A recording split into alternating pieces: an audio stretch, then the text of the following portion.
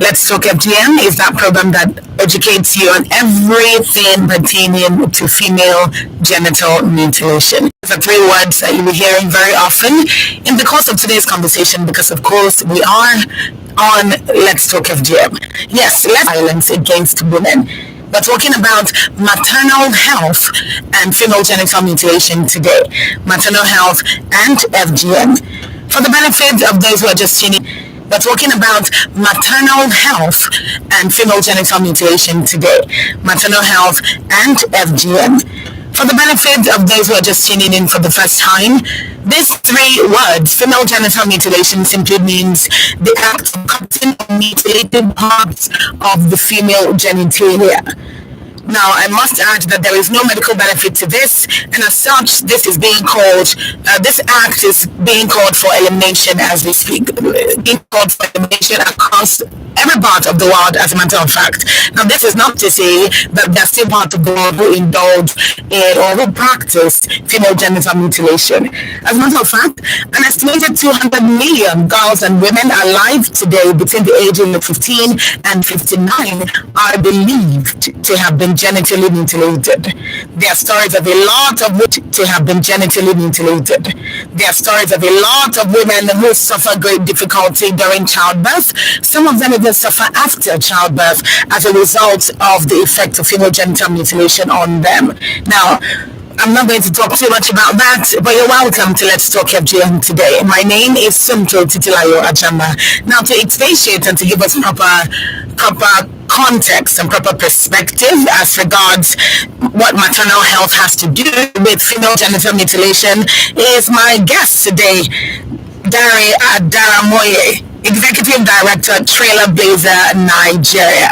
Hello, good afternoon. Thank you very much, Dare. Thank you for joining us on Let's Talk FGM. Hello, good afternoon. Thank you for having me. Good afternoon, listeners at home. Yes, I got the name right? Yeah, it's Adaramoye. Adaramoye. Thank you very much for joining us today. You're welcome, ma. Yes. So you can do well to join the conversation by calling in to 07000-917-917. 07000-917-917. You can also always send in a text or WhatsApp message to 0703-175-6537. 0703-175-6537. Now remember that today we're speaking about maternal health and female genital mutilation. Once again, 07000-917-917 is the number to call. Send in a text or WhatsApp message to 0703-175-6537. Now, Dari, so that we can start off on a very clean slate that has not been tainted by anything. What is the basic, simple definition of maternal health? Okay, so maternal health has to do, refers to the health of mother during pregnancy, childbirth, and postpartum. By postpartum, I mean after childbirth. So we can look at maternal health from these three contexts: mother's health during pregnancy, during childbirth, and after the childbirth. All right. So generally, it's basically making sure that the woman is in good health. The woman and the child. The woman and the child. All right. Now, let's get to the heart of it, since we have all the time in the world. Not all the time in the world. Just a little bit of the time to discuss maternal health and female genital mutilation. Now, when this came up, a lot of people would ask, we understand why people are saying we don't want female genital mutilation for children. You know, we understand why they'll say, oh, female genital mutilation is not good for young grown women. As a matter of fact, we're talking about grown women that have the ability to have children and have had children or are having children. So you're wondering, how does it link? Why are we talking about maternal health and female genital mutilation? So that's my question. All right, thank you very much. Before I dive into that, I want us to talk about FGM a little bit. Yes. Because when you talk about this our topic, it's one of the consequences of female genital mutilation, that is a maternal mortality and morbidity in Africa. Okay, so female genital mutilation, according to WHO, is an injury or removal of the foreskin covering the external female genitalia. By external female genitalia, we're simply referring to three components of the female genitalia, which are the clitoris, the labia minora, and the labia majora. And then, so this is done for non-medical reasons, and so that is why it is classified as an harmful traditional practice, because it is driven by culture, it is rooted in culture, and then passed from one generation to another. Okay, so there are four major types of female genital mutilation according to the literature. Okay, so the first type is clitoridectomy, which has to do with the removal of the clitoris, either partial or total removal of the clitoris, and then the surrounding flesh, which is known as the prepuce. And then the second type, which is excision, which has to do with either removal of the clitoris or not touching the clitoris. In this case, they tamper with the labia minora and or the labia majora because of so many reasons known to people who does these things. And then there is the third type, which is the severe one, which is classified as infibulation. Exactly. And so under this infibulation, just like the second type, they may, let me not say you, they may not tamper with the clitoris, but most of the time they removed the two majoras, the labia minora and the labia majora. And so when these things are removed, they now do a local surgery by suturing these parts together, leaving a small opening for passage of urine and menstrual flow.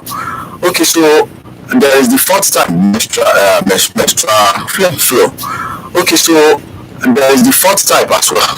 Okay, so under this type, maybe you stop here. No, we actually have to. I'm just I can see you.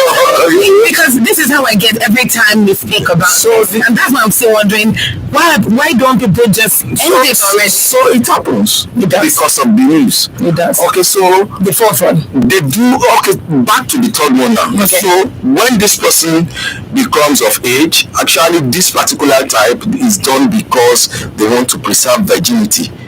Because for some people they believe, okay, so if we are giving out our daughter and marriage as a virgin, what they bring during engagement, in Yoruba language they call it will actually be more than what people will bring when they are not a virgin. Okay, so on the wedding night of days to the wedding, because they know actually you can't get married and not copulate with your husband, so that's impossible. So they do another process which is called the infibulation, which is cutting open of that part that has been sutured when she was young. Okay, by language, there are some set of people that are being referred to as lacriboto in those days. Okay, so find this. What does that mean? Okay, so lacriboto means people who don't have the vaginal opening. Are there people who don't? Oh yes, there are people who have been excluded. Although some of them result from congenital anomalies and what have you. Yes. But in those days, according to what we have found out on the field, you know, those are days of war, those are days of slave trade. That's true. And so this type 3 has been performed on a girl, and then suddenly maybe this girl is sold into slavery, or the parents, as the case may be, dies or whatever. You know, they are the ones who know the history of that girl. Exactly. They are the ones who know what has been done to that girl. So now they are no more, or the girl is no more with them, or out of their reach. Exactly. So to that girl. So now they are no more, or the girl is no more with them, or out of their reach. Exactly. And so when it is time for her to get married, they will say she's lacriboto. Okay. she doesn't have a vagina. Yeah, because everything has been. So that happens a lot in those days. Right. But now, these things are gradually reducing. So we discovered this on field while working. People actually made reference to this. So the courts, this girl opened again on the wedding night, as the case may be, or before the wedding night. Remember, let's imagine the pain that she will have to go through, and then you know that part of her body has been totally altered. It has been totally recreated by people who are not professionals, just do their own because of some certain beliefs, myths and misconceptions driven. Absolutely. Okay, so we have the type 4, which is unclassified. So under this type, some people, when you say you call for some people who are trying to outsmart the system. So for this set of people, they either use hot water, some use hot palm kernel, some use Vaseline to massage the clitoris. And what they are doing is they want to deaden that part. To deaden the cells in the clitoris, so that there's no sensation there. It's just there, but it's not growing, it's not useful, it's just one of those parts. So it's like dead. So, and then we have seen of late people who pierce the nose and put ring, people do tongue, people do breast and what have you. So there are people now who pierce the clitoris as well and put ring in there. Yes. Remember, the definition has to do with injury to that particular organ. So whatever you have done by recreating that part, it's classified as mutilation. Okay, so for some reasons known to people, some believe it is a religion that says FGM should be practiced on women, but then if you ask the Christians, they will tell you it's not in the Bible. If you ask the Muslims, they will tell you it's not in the Quran. But there are some weak hadiths that is not compulsory that says this thing should be done. And then ask the traditional worshippers, they tell you it is nowhere in the Odu fast. But so it's just a misconception. So where do people get so for this religion part, especially the Christians, they make reference to the covenant between God and Adam that says male children should be circumcised. And then because some of these people will now say the Bible as it were, whenever they make reference to a man, they also mean a woman. And so all of these myths has been clarified. So some do it because of cultural belief. Some see it as passage of right from being a girl. So for some people, FGM is not done on you. You have no right of being called a woman. Some, you can't get married. Some believe if this clitoris touches the head of a baby during childbirth, the baby will die.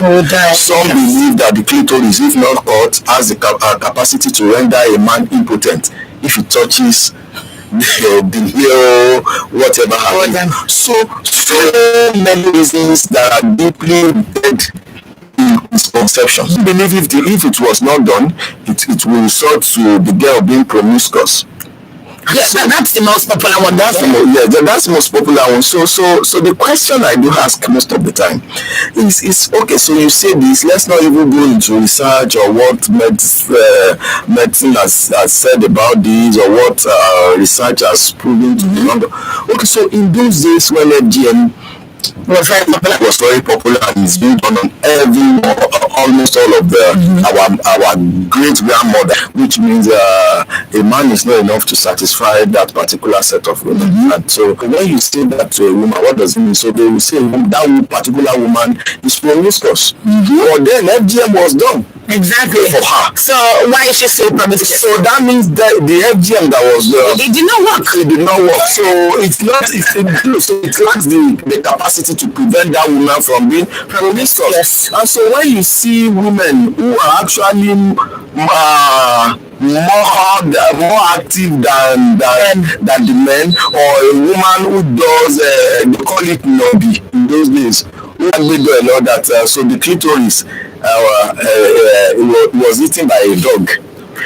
So this thing. So look at it. Come up to this concept.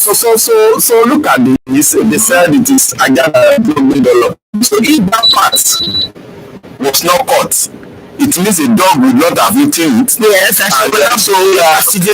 So these truths have been with us for a very long time. And then so you ask these people, okay, you say if FGM is not done, the girl will be promiscuous. So look at it. Have we seen girls in this community who have FGM performed on them and are promiscuous? They will tell you yes. Are there women who remain virgin till marriage and were not caught? They will tell you yes. You can see the truth has been with all of us, but it's just driven by myths and misconception. And then one of the things is the social norm surrounding it. So people believe that my neighbor has done it, so I must do it. And then we have seen people in charge of culture, who people assume are the custodians of our culture, who did perform FGM on their girls, the custodian of the cultures. I've seen prominent traditional circumcisers who went as far as Ijebu to go and marry a woman that is not caught, yet they caught other people's girl. Their daughters were not caught. And so when you pick this up with them, they will say, we are not the one mandating them to bring their daughters. They are the one bringing them. Okay, so which means if people are not bringing their girls, they are taking their girls to these so-called traditional circumcisers. So nothing would have happened. So it's particularly about us, about our belief.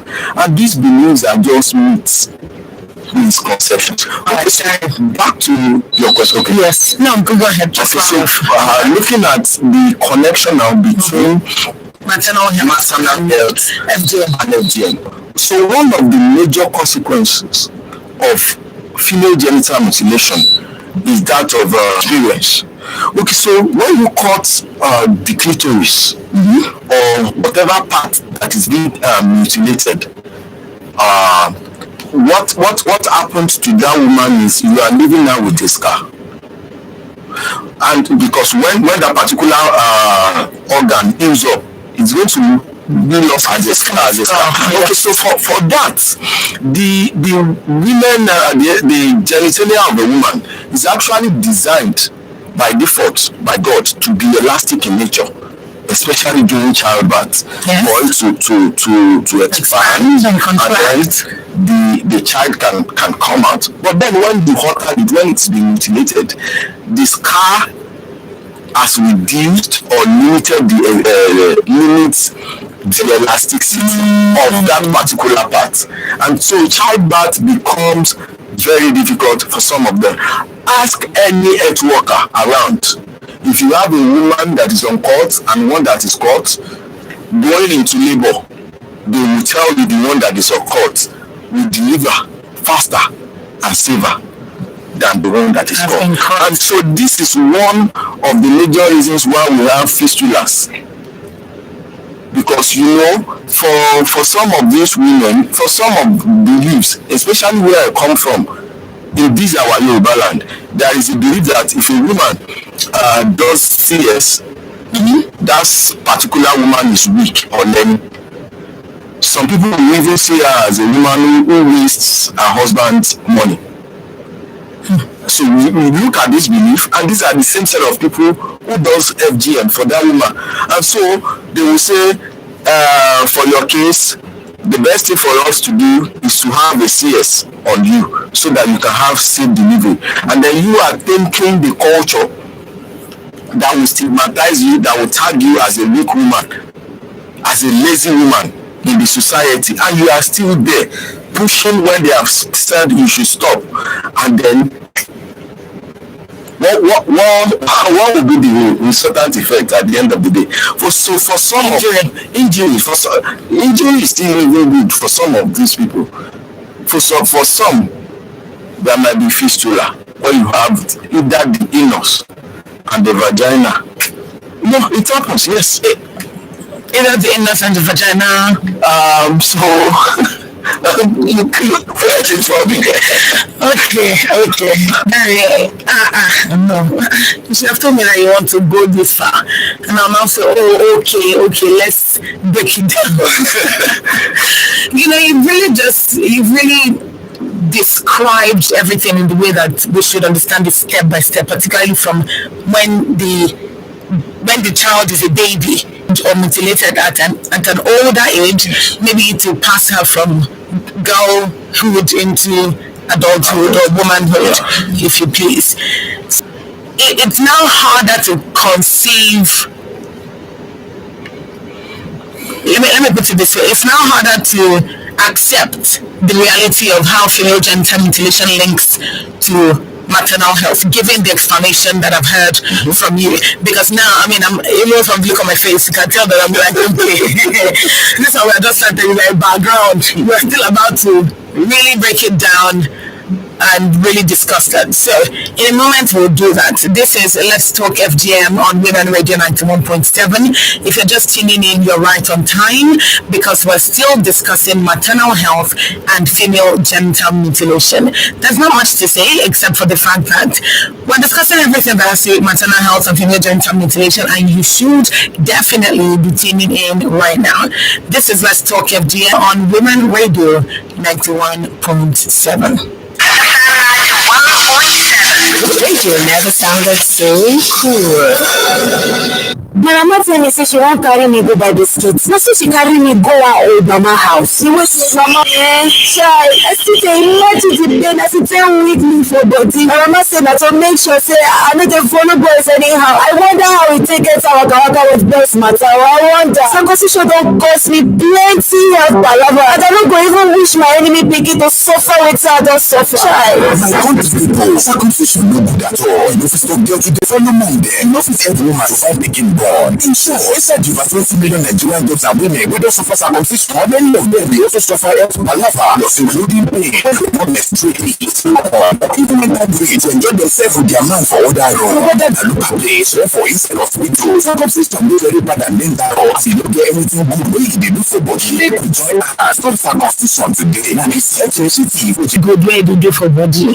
I've said that before, and the simple English way to put it is there's no medical benefit. You don't get anything good. You don't get anything good way to do for body. So why are we still doing it? I don't know the answer to that.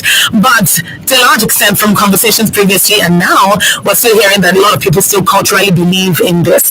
There's a huge cultural component involved in why people are still practicing female genital mutilation today. If you're just tuning in, you're welcome. This is Let's Talk FGM, where we discuss everything pertaining to female genital mutilation. Let's Talk FGM is an initiative of HACEY Health Initiative in partnership with Women Radio 91.7 and funded by the United Nations Trust Fund to End Violence Against Women. Today we're discussing female genital mutilation, maternal health in particular, and female genital mutilation. And my guest here is Dare Adaramoye. Yeah, that's it. Dare Adaramoye, Executive Director, Trailblazer Nigeria. To call in, you can do that. Yes, you can call in to ask questions. Dare is the one giving you all the information, so now you will talk every step. Me, I'm just here to say, do you think so? Okay, that's my job. And basically to ask questions that lead us to the solution that we seek for at the end of the day. So the number to call is 07000 917 917. 07000 917 917. I'll take that again, 07000 917 917. You can also always send in a text message or a WhatsApp message to 0703 175 6537.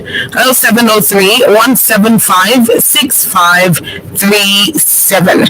All right, this is very important because it affects you, it affects me, and it might affect somebody you know or somebody that you will know at any point in your life. So this is why you need to be educated about the effects of female genital mutilation, particularly as it pertains to maternal health.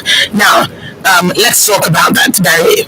Let's talk about how it pertains to maternal health. You've given us a brief about that, but I want to know what are some of those health complications that women who have been mutilated face during childbirth. Okay, thank you. So one of those challenges they face during childbirth is what I've mentioned earlier. The fistula, and then difficulty, prolonged child labor. Okay.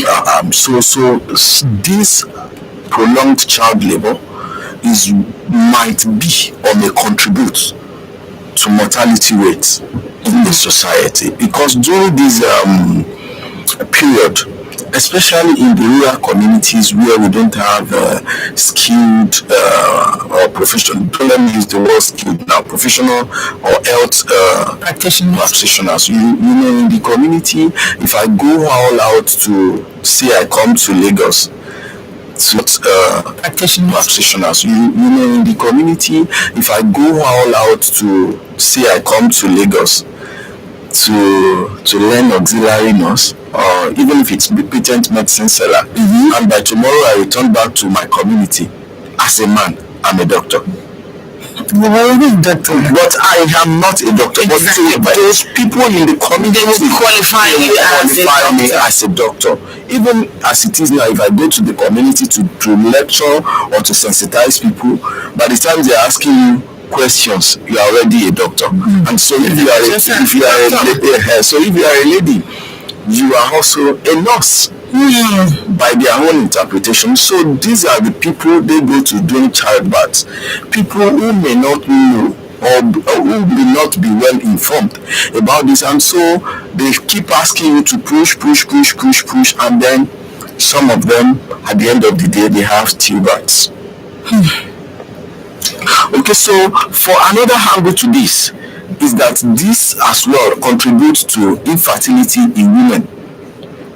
Infertility? Yes, in women. The female genital mutilation. Okay, please. The female genital mutilation. Okay, please explain. Okay, so thank you. So for a woman, we have a different reproductive system. We have different body structure for a man and a woman. We have different different reproductive structures. Okay, so during childbirth, especially for these local circumcisers, they make use of unsterilized objects.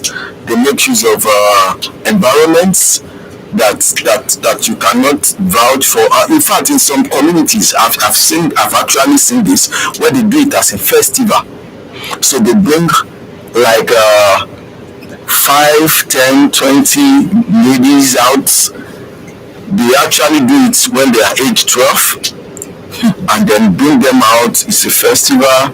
You see the whole community coming out. They cook food. They even sew ashwabi. In Oyo States, I witnessed it. Like it's something to celebrate. To celebrate that, okay. Just like the Muslims do walima. Some Christians as well. When your child graduates from, say, Sunday school to adult church. Yes. So in some places it's a big celebration. Okay, so that's how they actually do it in this particular community. To say, okay, so now you are 12 years, so it's time for us to have you cut. And then so the whole community comes out, cook food. It's rite of passage from, say, you are no more a girl now, you are going to be a woman. 12, then by 13 you're already a teenager. So they are welcoming you to womanhood.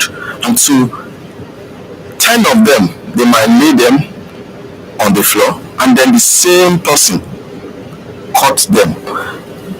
Think about their privacy. So for somebody that is 12 years in our generation, in our age, I mean, the body system, some of them have, it's already developed. And then bringing them out in the public, and then people start hailing the circumciser, and then you cut this person with the same knife, and all of them. And then so during the time of cutting, who knows the bacteria that may have entered the body, and then so this thing goes with them, and then keeps damaging the reproductive system without you knowing. And so it keeps growing with them. And then at the later part of in life, when it is now time for you to start giving birth, you now start complaining of different kind of infections, complications that the womb has been affected by. But and some of them are not even promiscuous to say it is the effect of drug and all of that. So in rare cases, people will not be able to trace it back to FGM that has been performed. So this as well contributes to infertility in some women, which has to do with maternal health. And then so the childbirth is just one of the major component that people see, that people get to talk about. Okay, so in some community they cut twice. They cut on the 8th day. Yes. The 8th day. Yes. Okay. They cut. And then when for you to have your first child, they believe that what they cut during 8th day, there might still be remnant. So they want to open a woman is in labor, and then the first thing they do is to remove the remaining parts. So look at all of this. So somebody is in labor, you're trying to tell this person to push. This might result in the death of the baby, and as well the death of the woman as well, as other complications that one may experience during childbirth. So some have tears because that particular part is not expanding as it's supposed to be, and then no professional health worker, and then you have the traditional birth attendant that all they know is ABN, and then they start telling you to continue to push until she passes out. And then you see some places when they cut the clitoris, so they actually use snail igbo. Okay, so because in Yoruba they say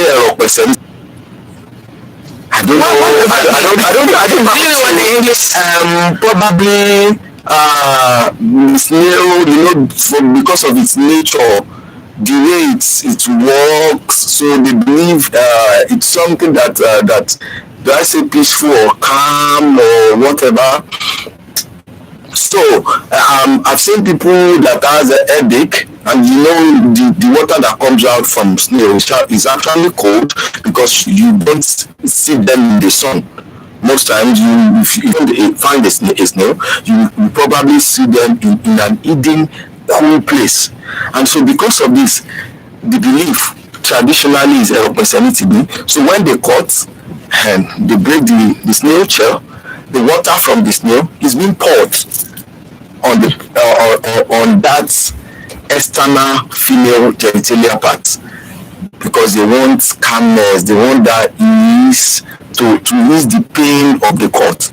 Okay, so for such water touching such a very sensitive part, and then remember when these things are cut, there is no antibiotics or whatever to say that I mean, if you do a surgery in the hospital, there are different. In fact, the surgery itself is not the major for the doctor.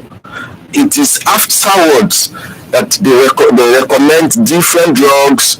You see anti-tetanus vaccine and all of that, to see they don't want you to contract bacteria and all of that. But in the case of FGM, it is not so.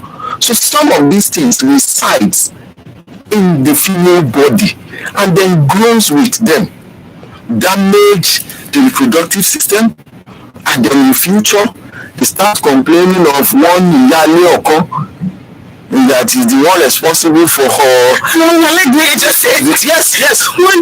Because this is and then the yellow is back. Why is this like not like that? But they won't trace it back to what has been They done. won't think about the fact that They will not. this Because it's social to them, it's culturally acceptable. It's a social norm for them. And so they won't see it as even you have to do a lot of explanation, breakdown, and all of that for these people to actually understand that this actually is okay. So people die from female genital mutilation. in extreme cases, right? Yes. Okay. So in Yoruba language, that is do I say adage or a saying? So it was one elderly circumciser who broke it down for us. Okay, so when you say it actually so how do I interpret this now to English? God help me. So it's saying a child does not die in the hand of a cutter. Yes, let me use the word cutter. Cutter now I mean the local circumcisers. Okay, so for them, the law make mistake because when you are cutting, most times, especially if the girl is around 283 and above, somebody who already knows pain, who knows and then sees you coming with knife to cut the part, she struggles, and that's why you have like 4, 5, 6 men at times holding the girl. You have some holding the hands, some the chest, the leg, and all of that. Okay, so during the cuts, as she's struggling, there might be mistake. Yes, And because she's not perfect. so when they cut beyond or the knife slips, what they do is give the girl to the mother, take her home. So whatever consequences, if she's going to die, she gets to their house. She will not die in the hand of that potter. She will not die in the house of that potter. So that's why they usually, that the man said that's why they normally say, okay, so as the case may be, when they cut, remember this part is a very sensitive part, and then so bleeding starts, which might lead to shock at times. And then these people give up ghosts. Yeah. A case happened in Oyo State of recent, in one of the local governments, that we have done a whole lot of work, and then a 13-year-old girl was caught, and then what happens? She died. But she was not caught dead. She was brought to the center. To the center. Okay, so And that was why she. and then before you could even do any investigation to say what happens here and there, she's been buried. Now let me ask you something. Does it change the trajectory of things? And I mean from that point going forward, does it influence the reduction in the number of people who still practice? Yes, because now people are getting more aware. So we talk about these consequences, and it seems like I saw the nuance that we are overdoing things, and so now they are coming to see the reality Because of instances like this, and then people start remembering what happens to their neighbor, what happens to their grandmothers, and all of that. So it's actually changing the narrative, it's changing the trajectory, because they can see the consequences themselves. Interesting. Well, thank you very much. So there's still more to say, but it's 15 minutes to 3. Wow. And and there's just a bit more to cover. Okay. And this time it's more about what to do next. It's more about what to do next, because I know that there's still a lot more to talk about on the effects of female genital mutilation. Sure. Don't focus too much on the things that are wrong, and then we do not get the chance to see Okay. these are the things that can be done to enable the structure be better. So let's get to that in 1 second. It's 15 minutes to 3 on Women Radio 91.7. This is Let's Talk FGM. We're discussing maternal health and female genital mutilation today on Let's Talk FGM. My name is Sumto Titilayo Ajama, and Let's Talk FGM is an initiative of HACEY Health Initiative in partnership with Women Radio 91.7 and funded by the United Nations Trust. And messages call into 07000 917 917. Also, you can send in a text message or a WhatsApp message to 0703 175 6537. We still have just a bit of time to take your calls if any come in, so please feel free to call 917 917. Send in a text or a WhatsApp message to 0703 175 6537. Discuss solutions. If the maternal health if the health of a mother, whether during pregnancy, during childbirth, or after childbirth, is severely affected by female genital mutilation, depending on what type, because that's another thing that crossed my mind from here. All you don't know is the type that they do for these women. Some people, their own is unclassified. Mm-hmm. Some people have gone through infibulation and they were not de-infibulated. Yeah. And I can't even go outside. Mm-hmm. Some people have gone through infibulation and they were not de-infibulated. Yeah. And I can't even grasp the amount of pain that they would be going through. And so let's talk about what can be done better. What are some measures that can be put in place, either by organizations or by the government, in a bid to make sure that female genital mutilation is eradicated? That's one, but I think we should make that two. And for one, what can be done by the government or by organizations to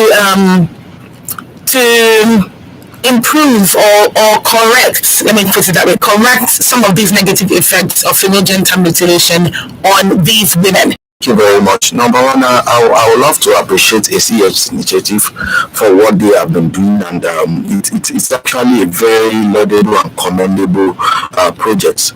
But you know, Yorubas will say "oku type," so we are like Oliver Twist that always want to. So there is actually a lot to be done, especially in the area of sensitization.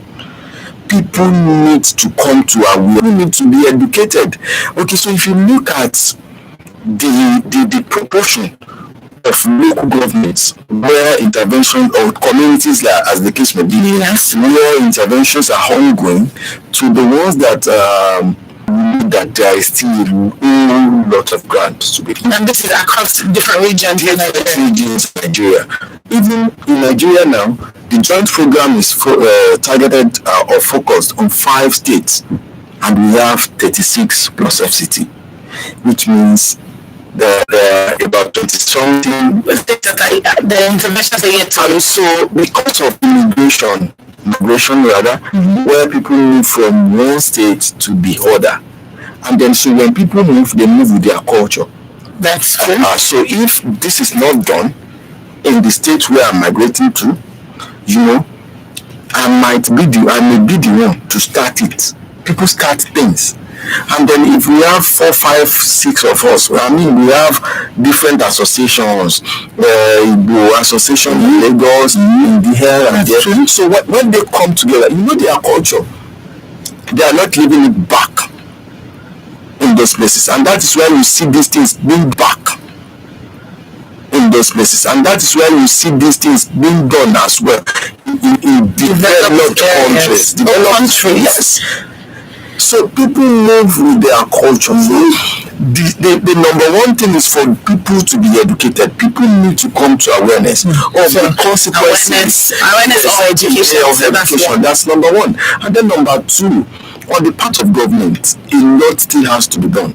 Okay, but we thank God for improvements. We have seen states now domesticating the VAP law, the Violence Against Person Prohibition Act, which is law in so many states, but we still have some states where these things have not been domesticated. Yes. We have seen states that has FGM prohibition laws, and so there are laws.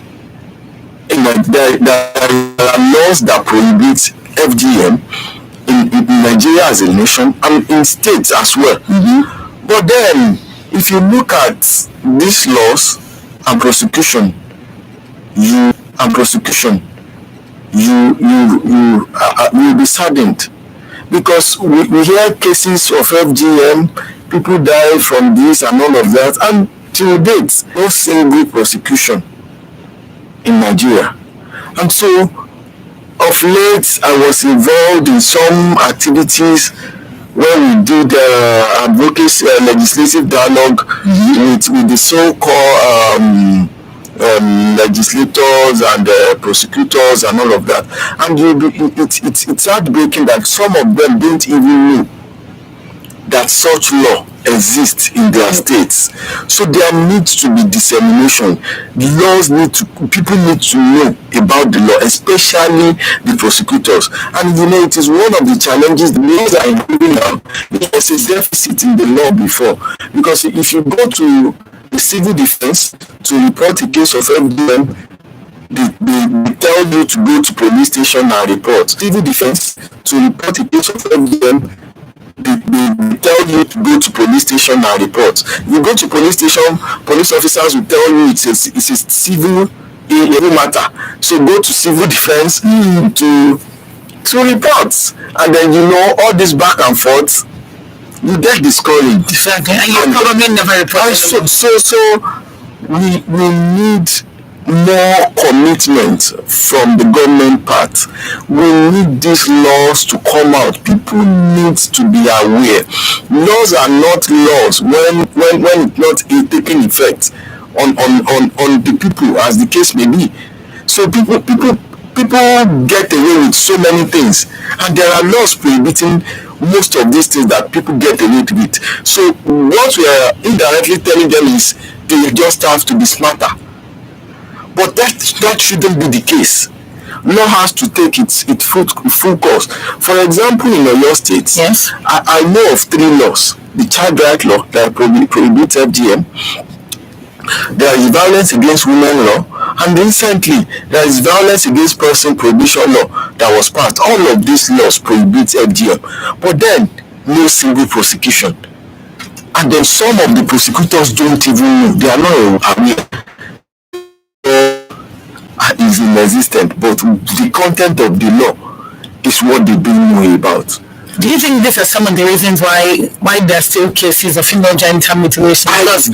Because even when it happens, people don't know where to go. Yes, I believe it's one of the contributing factors that we still have this thing done, because you go to community, you tell people the law says if you prosecute, if you perform FGM and you are caught, you are liable to 7 years imprisonment or a fine of 200,000 or both. And then at the end of the day, somebody did this, and then you go to the police station, they are referring you to civil defense. You go to civil defense, even police officer don't even know which court to chant, and we have family courts, which is why such cases trying their best to ensure that people get to know about all this. But government needs to be more serious about it. It's not just a matter of talking or passing laws in the House of Assembly and gazetting it and putting it in the archive. No, it needs to come out. It needs to take its full course. That's when it becomes a law. Thank you so much. I know that if I leave you now to this diary, me and you, this will be discussing about this, because I feel that there's still so much more to discuss. I feel like there's still so much more that we haven't covered, and it's just because our time is fast spent. But I think to a large extent we have covered a good ground when it comes to the impact of female genital mutilation and on women, particularly as it relates to maternal health. Sure. So, for that reason, I would love to say thank you so much for joining us today on Let's Talk FGM. To a large extent, I think this type of information is what women need, and not just women, even men.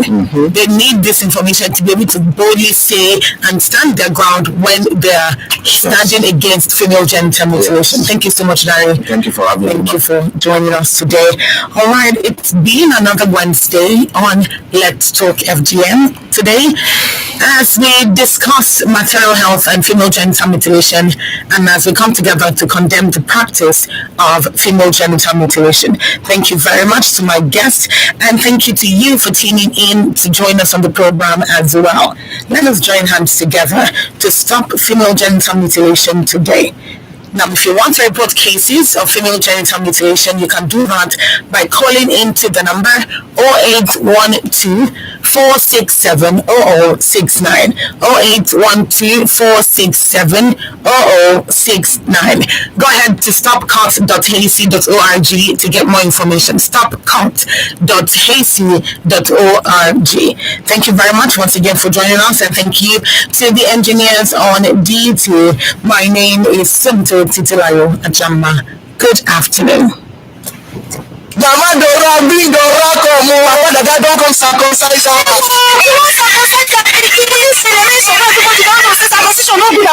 You want to destroy your pikin life, Damadora. You know, say people do circumcision. And the same way to the circumcision, all of them go prison when it reach like 4 years, and if you see you pay 200,000.